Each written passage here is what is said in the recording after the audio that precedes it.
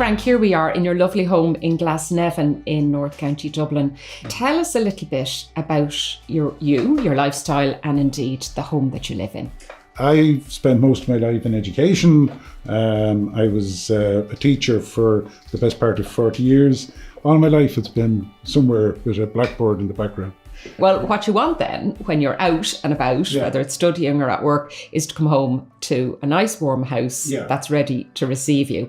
That wasn't always the case. Myself, my late wife, bought this off the map when it was built in 1973.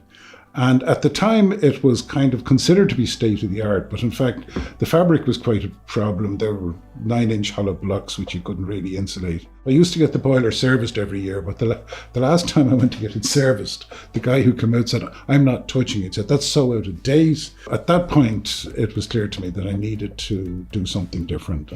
This house is very typical of a lot of suburban houses that were built at exactly that time, the 1960s, 70s, 80s, and indeed the 90s, when nobody was thinking about things like BER ratings or solar panels or anything like that. You got your sunshine in Spain if you were lucky to travel there. How was it prior to getting the work done? Was it very cold, or was it the inconsistency of the temperatures that bothered you the most? The design of the house itself, they look quite Mediterranean, so in the summer it was grand. And of course, we had an ongoing battle here. I think there's a male-female thing about heat. So I kind of could tolerate, but my poor wife over the years would be looking for the extra blanket or a coat. Well, I can tell you that's a very real, that's backed up by science, Frank. Like women have colder blood and they need the warmth. But it is difficult to heat and expensive. The gas bills began to rocket. Obviously, I couldn't persist with the gas system.